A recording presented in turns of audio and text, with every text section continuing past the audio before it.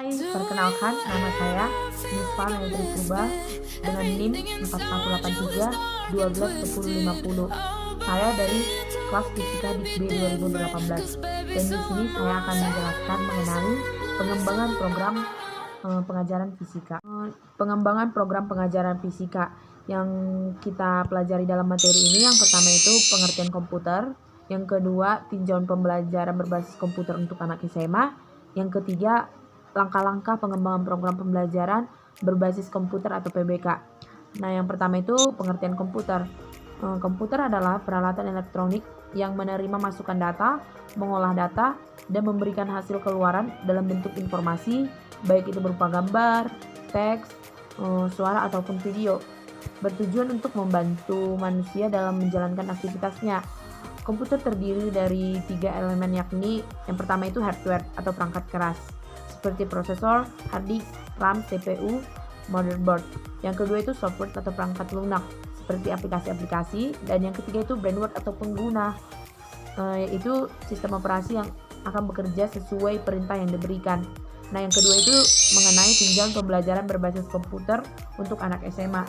Menurut Burke 1982 ada 3 macam karakteristik utama program instruction dan PBK, yaitu yang pertama small steps, yang kedua active responding, yang ketiga immediately feedback.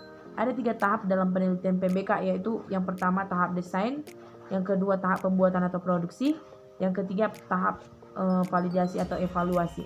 Di pembahasan yang ketiga itu mengenai langkah-langkah pengembangan program pembelajaran berbasis komputer atau PBK. Yang pertama itu mengenai perencanaan awal. Kegiatan ini meliputi pengidentifikasian tujuan pembelajaran, kebutuhan belajar, atau mengidentifikasi masalah-masalah dalam pembelajaran. Langkah berikutnya adalah melakukan analisis karakteristik siswa SMA. Oleh karena itu, program yang akan dikembangkan harus disesuaikan pada usia anak SMA.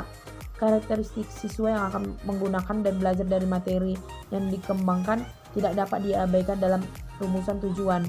Oleh karena itu, perlu diketahui beberapa karakteristik siswa yang relevan dan kondisi di mana program yang dikembangkan akan digunakan. Karakteristik siswa tersebut meliputi tingkatan siswa, apakah program akan digunakan di kelas bersama materi lain atau digunakan untuk belajar mandiri. Selanjutnya perlu dipertimbangkan mengenai strategi pembelajaran, khususnya dalam hal ini perlu dipilih jenis media apa yang paling cocok untuk pembelajaran yang dikembangkan. Apakah pembelajaran melalui komputer dianggap paling sesuai dengan kebutuhan?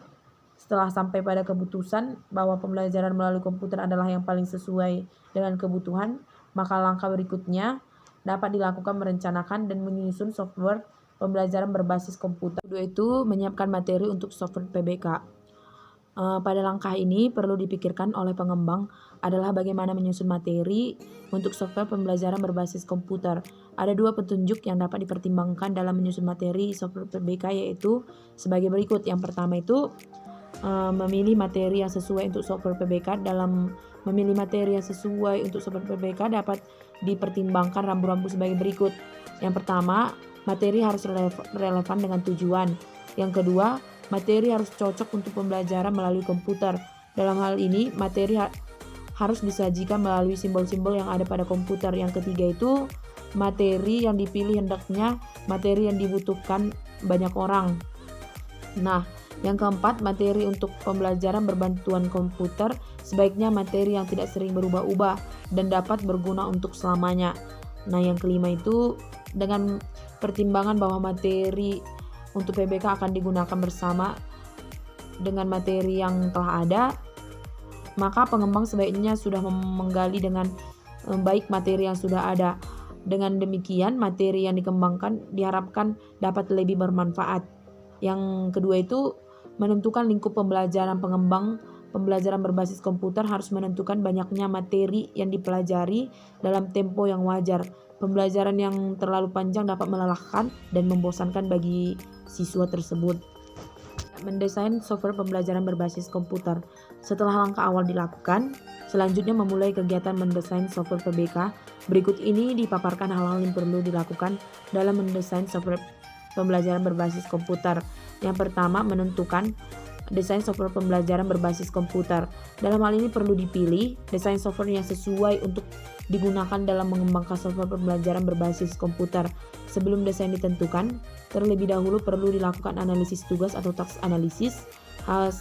Hal ini perlu dilakukan karena analisis tugas dapat memberikan banyak informasi yang dapat dijadikan dasar untuk memilih desain software yang sesuai.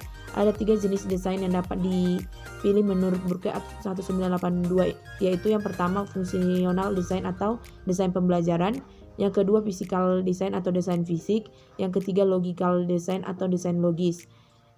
Yang kedua itu menyusun materi software PBK. Langkah berikutnya adalah menyusun materi software pembelajaran berbantuan komputer atau PBK.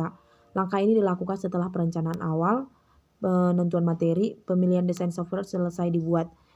Yang ketiga itu menyusun dokumentasi atau petunjuk belajar.